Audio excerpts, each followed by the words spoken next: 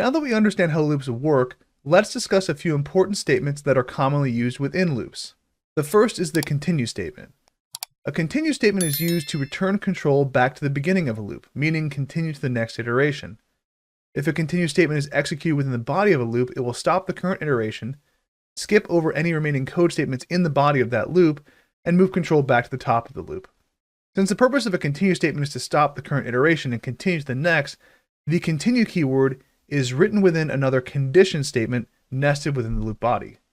For example, what if we want to use a for loop to print the numbers from 0 to 6, but we want to skip the number 3? We can use the following code statements here. So we'll just go ahead and write for number in range 6.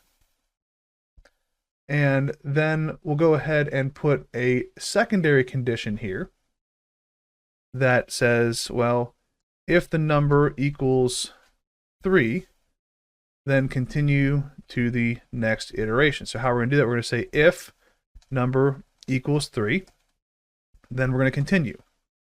Now, otherwise, what are we going to do? Well, if it doesn't equal 3, otherwise we're going to print the number. So we'll say print number. And now if I go ahead and run this, you'll see that I get 0, 1, 2, and then it skips 3, then it goes to 4, and then 5. Now in this example, the continue statement is only executed when the number equals 3. In that scenario, any remaining code statements following the continue, meaning the print statement here, will be skipped and the loop will continue to the next iteration. Next we have the break statement, which is used to break out of a loop, meaning stop the loop, when a given condition is true. So instead of just continue to the next iteration, the break condition actually breaks out of the loop.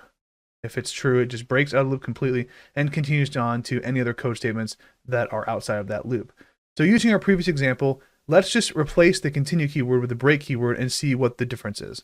So if I just go ahead and copy this and paste it right here, I'm just going to change the continue to the break and run it so we can see what happens. So I just get 0, 1, 2.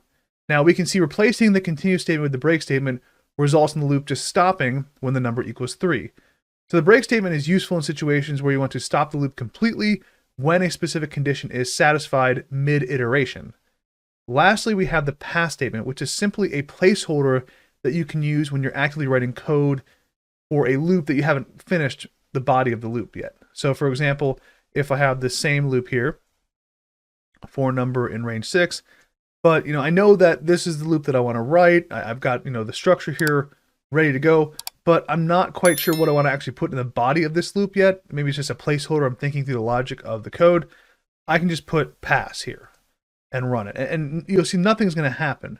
Now, if I actually take this pass word out of the loop and try to run it, I'm going to get an error.